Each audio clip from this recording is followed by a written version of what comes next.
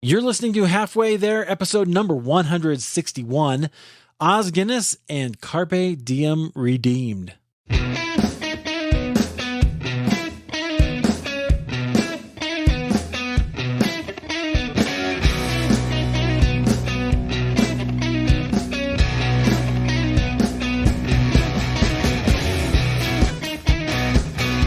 hey, my friends, welcome to Halfway There. This, of course, is the show where we have honest conversations with ordinary Christians about today's Christian experience. I am your host, Eric Nevins. Thank you so much for being here today. You guys, I cannot believe that we're going to do this, that this episode happened, and that I'm going to get to share this episode with you, because one person whose work has literally had a ton of impact on my life is our guest today. And there was a book called A Free People's Suicide. I talk about it in this episode with him, where he defined character and how character really does shape everything, and why it's so desperately important. That made me start to think, how do we shape character differently? That's what set me on this path of trying to tell stories, getting people to tell me their stories instead of trying to write things that would make people agree, be persuasive in my writing.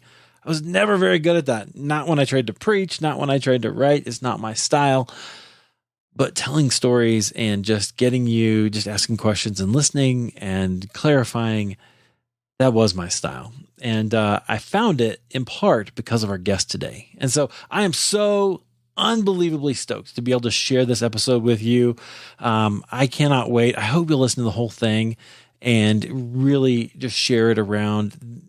He has a way of putting things, and he's just fun to listen to.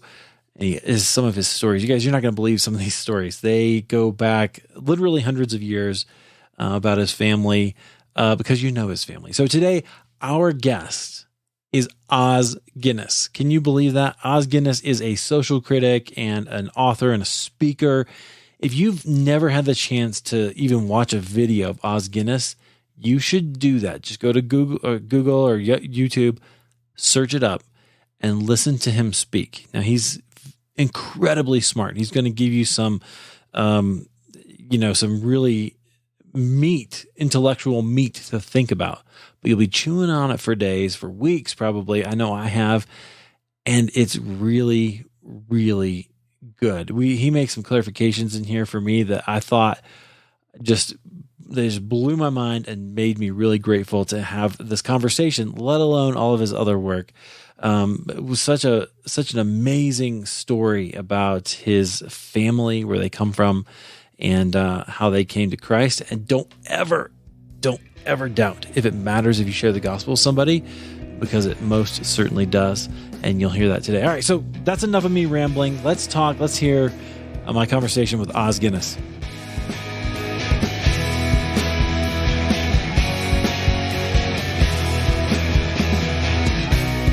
Oz, welcome to Halfway There. Thanks, Eric, for having me. It's a pleasure to be on with you. I am so glad to have you.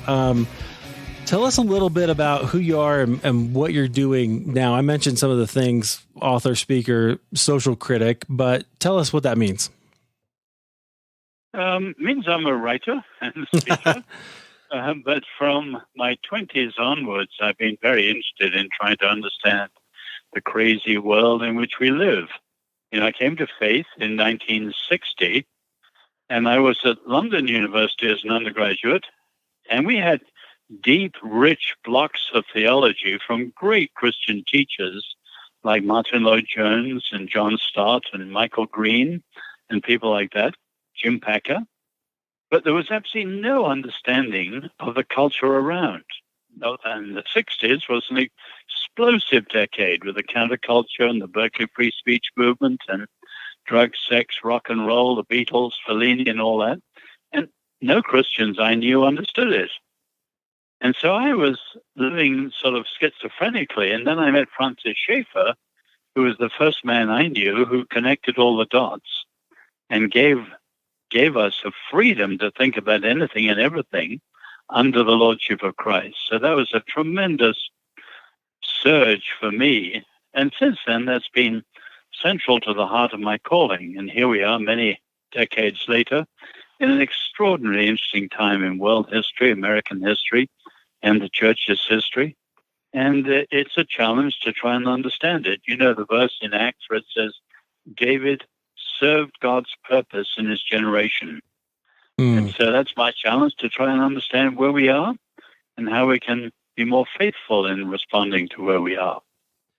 Yeah, that is so important. I know a lot of Christians right now, particularly in America, are trying to figure that out, right? We're looking at what's happening politically, where evangelicals have been so involved on one side of the aisle, and we're a little bit confused because it's a tough time. Well, there are lots of ways to look at that. I mean, one way is through the lens of history. And you can see that we have challenges as a church in American culture because we're negotiating the loss of our previous Christian consensus. America was never officially Christian, but it was shaped by a consensus that was broadly Christian. We've lost it. And if you look back, say, to the Jews in the first century, they had a similar problem. Eventually, they lost their land, their king, their monarchy, their priesthood, everything that they associated with what it meant to be Jewish. And then they floundered. They were deeply divided, and you had a kind of fight or flight response. Some people, like the Maccabees or the Zealots or Simon Bar Kokhba later, they wanted to fight the Romans. And you can see that element today. People want to fight to get our culture back in that way. And others, flight. You had the Essenes who went to Qumran, and, through them we had the Dead Sea Scrolls and so on. But they lived in their communities, kind of like the Benedict's option. We got to withdraw in order to fight better. Yeah. But neither of those worked. And eventually, it wasn't fight or flight, but faithfulness in a new way. And with the growth of Judaism through the synagogues and so on, they actually found a way of living despite their being scattered and persecuted horrendously for nearly 2,000 years. They survived well. And so just as Augustine gave us the vision of the city of God and the city of man, at the time when Rome fell, we've got to ask ourselves how we respond to the crisis of the loss of our Christian consensus, and do it in a way that's neither fight nor flight, but faithfulness in a new way. Oh, I like that contrast. Fight, flight, or faithfulness. That's good. Okay, so I want to hear more of your story. So obviously the first thing that most of us think of when we hear the name Guinness is the beer, right? So you're from that family. Yes, that's certainly my family, and I'm very grateful for it. My ancestor, whose signatures are on the back of the bottle, a very elaborate signature, he came to faith in Christ through John Wesley. So we owe a great deal to John Wesley and George Whitefield and that first great awakening in the late 1730s, because it shaped Ireland as much as England and later America. So my side of the family has been solidly committed to Christ ever since. I'm actually descended from Arthur Guinness's youngest son, and there's a wonderful story there, because in 1815, there was Ireland's last duel. A city councillor, brash young man, insulted the great Catholic politician Daniel O'Connell, and the only recourse was a duel. But while the councillor was a crack shot, O'Connell was a very bad shot. He was hardly used a gun at all. To everyone's surprise, O'Connell hit him, and the crack shot missed, and the man died. And his widow, left with 2 kids and a scandal and all sorts of things, went over to Scotland considering suicide, but was stopped in her tracks when she saw and heard a ploughboy whistling and singing hymns. And she crossed the river, talked, didn't take her life, went back to Ireland, came to faith, and she met and married my great-great-grandfather, the son of Arthur Guinness. The important point being, the family records show us that she prayed every day for 10 generations of future descendants. Oh, wow. And I think we're covered by that great woman's prayers as well as by the Lord's grace and providence. So there's hardly a person in that side of the family, outside of the family, who hasn't been a follower of Christ. My great-grandfather was in the Irish revival. At the age of 23, there are newspaper accounts of 30,000 in the crowd, and the Spirit would fall, and people would hear the gospel, although there was no loudspeakers. And there was an incredible conviction of sin and an awakening. And in that part of Ireland, there was literally, believe it or not, only one crime in the whole year after the awakening. Wow. So his son was my grandfather, and he went as a missionary to China, and that's quite a story in itself. So both my parents were born in China, and then I was born in China. Yeah, which is really interesting. So one of the things I've been thinking about a lot lately is this idea, which you just completely embody, of having a much bigger vision for the future than just, my lifetime, right? It's one thing if I make an impact and make some change, but what if we change something that lives on for generations? And so most Americans don't have a 10 generation view, No, and it's part of our individualism and part of our so-called generationalism. Yeah. Each generation cut off. Now, the fact is that every generation is just one more pulsebeat in the life of humanity. And you look, say, in the Exodus, and as the rabbis say, what did Moses talk about the night of the Passover? Hundreds of years of slavery, and tonight we're going free. Did he talk about freedom? No. Did he talk about the promised land flowing with milk and honey? No. Did he talk about the great howling desert they had to cross? No. He talked about children. 3 times Moses talked about children. And you can see in the scriptures, the Old and the New Testaments, and tremendous stress on transmission, handing it on, making sure that every generation goes on. Now, Americans have forgotten that. Yeah. And if you think both a faith community and a free society require transmission, you've got to hand it on to the next generation, or in a single generation, it can die.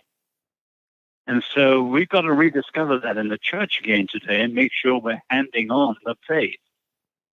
Absolutely. And we can't just pass that work off to the children's workers, right? We have to take it personally as well. Oh, absolutely. And the heart of it is families. Absolutely. Parents to children, teachers to students, and so on. And as I said, both faith and freedom depend crucially on that transmission. Amen. Okay, so you were born in China to parents who were missionaries. What was that like? And, I would guess, I've heard you talk about this a little bit, but I would guess that it was a very faith-filled environment, but then you didn't really find Christ until later. Well, China wasn't faith-filled. It was broadly Buddhist in the old Chinese way before the communists came in. And it was extremely dangerous and violent. I was born during World War II. The Japanese had invaded, and they killed 17 million in the invasion. And everyone east of a certain line was put into their internment camps, and we were just west of that. So we had to make our way as best we could out to be able to fly to India and then get back to Britain. But there was a terrible famine. And in that famine, my 2 brothers died. In fact, 5 million died in 3 months.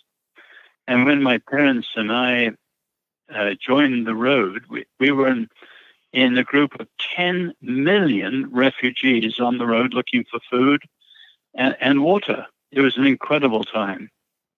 As soon as World War II was over, my parents took me back to what was then Nanjing, and the capital of the free part of China that America and the West supported. And that's the part I do remember. I don't remember the famine. I was too small. I was only 3. But I remember well from 1946 to 1951, we lived in Nanking. I remember the day in 1949 when my dad said to me, son, we're in trouble. Chiang Kai-shek has just flown to Taiwan.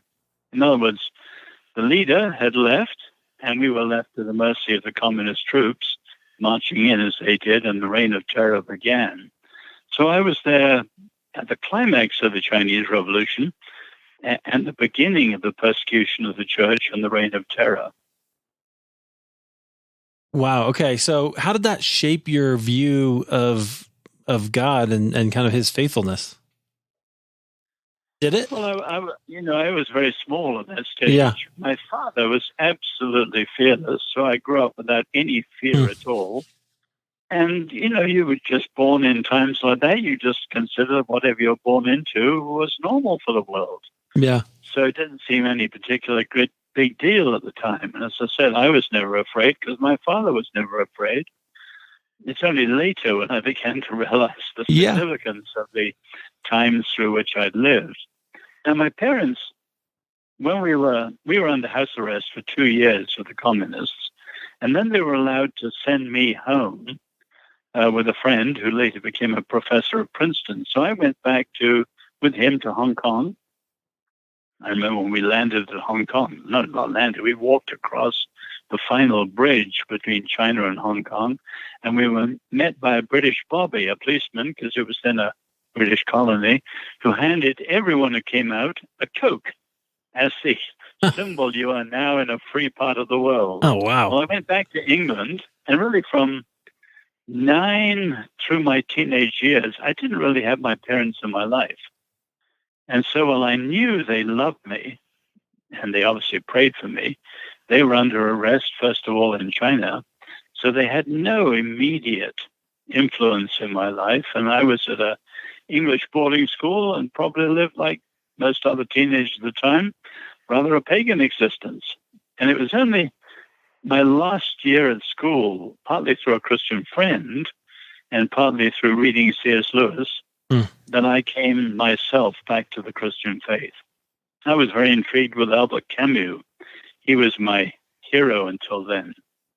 So I grew up that was in the 50s when people like Camus and Sartre and Nietzsche were widely read. And for me, coming to faith was a kind of intellectual debate between the Nietzsches and the Sartres and Camus of this world. And then on the other hand, Pascal, G.K. Chesterton, C.S. Lewis, and the great Christian authors. And I was finally convinced that the Christian faith was truly true. And that's how I became a Christian. Was there one or two things specifically that kind of tipped you over the edge, or that you finally had to accept that it was true? No, not really. It was that the whole of the biblical picture. It fitted very much what I knew of reality. The nature of God, the nature of human beings, the fact of evil in the world, and all sorts of things. And it was not just the resurrection and the life of Jesus. That's kind of interesting, because that's usually where apologists will spend a lot of time, right? Is just Jesus and the empty tomb. Well, of course, that is the climax and the linchpin of everything. But I think too many Christians begin and end only there. And that's a problem. So you have something like, the Alpha Course, which is terrific, and millions of people have come to faith through it. But it begins with, who was Jesus? As the Bible doesn't begin there. It begins with creation and the Exodus and human dignity and all sorts of things. And to me, you've got to bring in the whole biblical picture and not just Jesus. Jesus is the fulfillment of the old. But too many Christians just have Jesus. There's even a saying here in Washington, Jesus plus nothing, which actually, if you think about it, is stupid. Right. There's Jesus plus everything, but all under the lordship of Jesus. Right. Yeah, it's interesting how that language has consequences, doesn't it? It sort of makes us unknowing about the world that we're in. And I've been thinking for a long time about how I grew up basically a Gnostic, where the spiritual was good and the physical was bad. And that's just not true, right? But the language we used led me in that direction. No, exactly. And the wonderful thing is Christians are true materialists, but a lot more too. As we appreciate the body, and food and drink and wine and making love and things like this, and the beauty of a sunset or whatever it is. We are people who really, because of creation, have an incredible appreciation of truth and beauty in all this world around us. But of course, not only that, it's because it's all under the Lord, created by him, that it has a much deeper meaning than it would for an atheist. Right. And it makes it all make sense, I think. Yeah, that's right. Yeah. My new book is called Carpe Diem Redeemed. And I wrote it because a year ago I was back home in Oxford and I came across a book by an Australian philosopher called Carpe Diem Regained. And it was a blatantly atheist view of seizing the day. And so it was actually fun to read, but hopelessly falling short at the end of the day. And as I understand Carpe Diem, in other words, seizing the day, understanding the times, the biblical view, the Jewish and Christian view of time and of history is incredibly different from, on the one hand, the Eastern view, which sees time as a cycle, a wheel, and on the other time, and the secularist view that sees time merely as a succession of moments with no particular meaning unless you make the meaning. And the biblical view is richer and deeper in an extraordinary way. So I thought I needed to try and write this down. So I wrote that book at furious speed in a couple of months, because the biblical view makes such incredible sense of life. Yeah, I love that. Well, maybe you want people to get the book, but do you want to tell us a little bit about what the biblical view of time is? Well, the book will be out at the end of the month. Oh, okay, great. Redeemed. Yeah. So it'll be out pretty soon. But you can see that in the biblical view, time and history are going somewhere. You know, if you see it as a wheel, it goes nowhere. Eventually, you're in a world of illusion. And if you go in the secular view, the only meaning you have is do it yourself. You know, when I was a student, I had sometimes seminars from Bertrand Russell. And his great picture was of Atlas, the Greek giant, who carried his own world on his own shoulders. And that was Russell's view of the atheist worldview, and a pretty good picture of it, too. It's do it yourself. There's no meaning out there to be discovered. If you want meaning, do it yourself. And you see that same sort of thing in Nietzsche or Ayn Rand or whatever. But in the biblical view, you start with God's creation of time. And you start with God's providence in history. So time and history are going somewhere. And as we come to know God, we become partners with him in fulfilling his purpose in the world and working as his partners to restore the world. And you have an incredible view of life with purpose and fulfillment. As I said earlier, the verse about David serving God's purpose in his generation, an incredible vision. So that's just the beginning of the biblical view of time. But of course, underlying everything is freedom. Yes. God has made us free, and we are free to be his partners and to engage in history and so on. So you have an incredibly rich, deep, and far more fulfilling view of time and history than you can find anywhere else in the world. Yeah, absolutely, because it's going somewhere. I really like that. I think it gives a lot of meaning to where we're headed, and it's different. You know, I grew up where we would think of heaven as this kind of place that we'll go and it'll be all, you know, fine and no sin and no all that stuff, but also no purpose, you know, in some ways. And God actually, the Christian view, take the whole story, is actually going someplace with purpose. Absolutely, but don't lose that. Sure. Because the Christian view is non-humanist. You know, we're partners with God. Right. To really pursue justice and freedom and peace in the world, but by ourselves, we'll never restore the world, we'll never repair the world well enough. Absolutely. So we trust the Messiah. When he comes, we'll do it.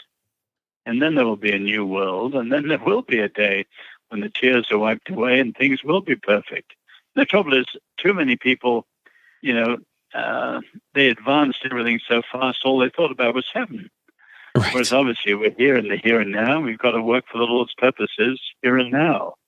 Have you ever had a season where you had a dark night of the soul or God felt far away? Not really. I wrote a book. My second book is on the problem of doubt. And people often ask me, which of these doubts are your doubts? And none of them were, actually. It was just that I met so many people who were feeling guilty because of having doubts, and they felt that doubt was the opposite of faith. And so if you have doubts, you're letting the side down. I was saying that every human has doubts. Doubt is a halfway house. You have faith at one end and unbelief at the other end. And doubt is a kind of being in two minds or a halfway house between them. But just as you have, coin, heads or tails, it'll, if it's spinning, come down one way or the other. So I wrote that particular book to try and help people go from doubt back to faith and not on to unbelief. Now, I've clearly had huge challenges in my life, but growing up in the world I described to you earlier, my mother gave me an incredible realism about trusting God in the dark. Father, I do not understand you, but I trust you. That simple old maxim has stood by me. I mean, the book Disappointed with God. Yeah. Well, it's very American because of notions like entitlement to feel disappointed with God. But I was given a view of the world, broken, fallen. And so you have a view of the realism of the fall, and living with Francis Schaeffer, he had an incredibly strong view of that. So there's nothing that really surprises you. There are things that, hurtful, things that are challenging, but they've never undermined my faith in God, despite the hell that I might have been going through at a particular time, whether it was, cancer or some other problems that were very deep in different areas. Yeah, interesting. I think that's a really encouraging take on it to think about, we're going to continue to trust God even in the dark. I think that's really important. That's actually why I asked that question. A story that had been very important in my life. I was at L'Abri with Francis Schaeffer, and we heard the story of an eminent Christian leader whose son had been killed in a cycling accident in Paris. And the great Christian leader, the father, flew over, preached at his son's funeral. People told us the story. And he preached on Romans 8:28, all things work together for good. And people said he was filled with hope, and it was an extraordinary witness at the funeral. And when the story was told to us, I remember Schaeffer just saying simply, I hope he felt the same thing inside. Well, 3 weeks later, Schaeffer got a call from this man. Could he come and see him? And I remember meeting him, introducing the man to Schaeffer, and they went into Schaeffer's study. And about 10 minutes later, those of us in the chalet, we left. Swiss chalets have rather thin walls that are wooden. And if you raise your voice, you can hear. And this, quote, great Christian leader was cursing and blaspheming. Why did God take his son, etc.? Well, we left out of respect, said that there was no overhearing. And later that night, I said to Schaeffer, don't tell me in detail, but can you give me an idea of the sort of response you gave? He said, what I did was read John 11 aloud with him. And you remember, that's not just Jesus wept. Yeah. But 3 times, it says in the Greek, Jesus was furious. The very strongest Greek word for indignation. In other words, our Lord was angry at death. He didn't accept it. It was a party pooper. It was a gate crasher. Or as the theologians say, it should have been otherwise. It was not supposed to be this way. And that's the beginning of a Christian view of the brokenness of the world. And if you have a view like that, when things hit you, they don't knock out your faith. I do not understand you, Lord, but I trust you. Oh, beautiful. I actually, I had a chance, my grandfather died in April, and I had a chance to pray at his funeral. And I kind of just prayed, not through that passage really, but just, I tried to evoke that moment when Jesus is knowing what he's going to do, but he's angry and he's weeping and he's in that tension in between because he knows what it's like, and we can trust him because of that. Exactly. Wow.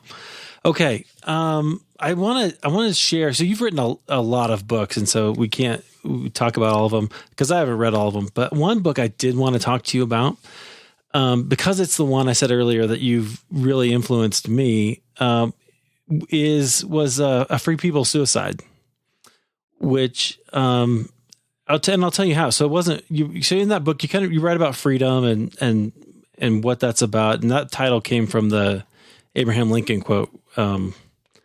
I can't remember it exactly, but if liberty is to die, it'll have to die by our own hand, something like that. Paraphrasing.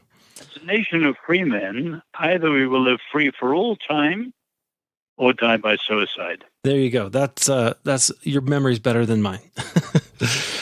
But there was something that you wrote in there that talked about character. I read that book, and you talked about how the founders knew that the whole thing was based on character in the United States. Like we could write whatever we want on a constitution, but the character of the people, to hold people to the Constitution, matters, and the character of people being willing to be bound by a piece of paper or to check people who weren't. Well, characters, I've also got, you may have come across it, a curriculum we do with the Trinity Forums of readings over the last 2,000 years on, it's called When No One Sees, Character in an Age of Image. But you have the same idea. Character is incredibly important, both for individuals, but also for leaders of nations, because on the one hand, character is the link, the bond between followers and leaders. If we know a leader's character, we can trust them even in the dark. We don't know why they're deciding what he or she is deciding, but they know, and they have the character that we can trust, which, of course, is broken down today, to put it mildly. But then again, character is the sort of inner compass, which for the highest leaders with the strongest power and the greatest freedom to do wrong, still stops them. So it's incredibly important either way. And I think we need to think it through today in two ways. Character, put very simply, is the practice of learning the second nature of doing things as a matter of habit. Our first nature, we do all sorts of things we like, but our second nature we grow by the choices we make and the habits we lay down. And so we learn from the scriptures, what the Greeks call virtue, the thing, honesty and things like that. And as we practice those, we become honest people. So it's partly habit. The other thing, as you said, is stories. In other words, you learn more by copying, emulating, being inspired by someone to rise higher than you would just by yourself through great stories of courage or stories of folly or whatever they are. Both the inspiration and the warning come from stories. So stories are incredibly important. I stress those two things, habit and stories. Yeah. Yeah, I love that. I think it's interesting too, the way our culture has gone has been, I would say, negative as we tell more and more negative stories, right? As TV and I've been thinking about this a lot with let's say Netflix or even Amazon. As people watch less cable, they're watching some of these places that don't have the kinds of restrictions that they did in, say, the 80s, 90s or earlier. And then it's no wonder that our culture is getting worse. So you talk about emulating people who we see in stories, right? I think we're seeing that. Oh, absolutely. You take, say, the tragedy, the horror of the American mass murders, the massacres. Oh, man. For a long time, people would say, well, the one constant, guns. Therefore, massacre means gun control. And now they're beginning to say, wait a minute, there are other constants. And the two that have always intrigued me, one is the recent one of the video games. Mm-hmm. So you take the guy in Dayton who was an avid video game player and loved killing people in the video games. Well, he was laying down character. But for me, the deepest thing that's a constant in all the American massacres is what you might call the disaffected loner. Yeah. The person so alienated from all decent family relations that they're off into their own head, whereas completely if they're mad, or, they've become really wicked in the way they've done that. Well, the fact is that America's deepest crisis is relational. Right. And we who are Christians can say that. And eventually we hope the world will start to wake up to that. Yeah, well, I would love to see the church show up and fill that relational void, whether we believe people are believers or not. Like we should just love them. So you wouldn't have known this, but my kids today went back to school, and my kids actually go to a school where there was a shooting back in May, on May 7th, exactly 3 months ago. And so STEM school, it was a reported nationally, but so that was just a very difficult, obviously, time. But after later, as I read the police reports, it turned out there were these two students. One was a transgender girl who wants to be a guy who goes by the name of Alec, and they they had just horrible bullying and all kinds of things. And so, we're trying to teach our kids, hey, you have to care for the loners, care for the people who are out there, and notice what they need because of that. So we've had a very real, hard experience right in front of us here in our community. Now, that's incredibly important, and we should have an eye for people like that. And above all, pray that our own families and our own churches are showing strong relationships, because that's the deepest social crisis in the country. Right.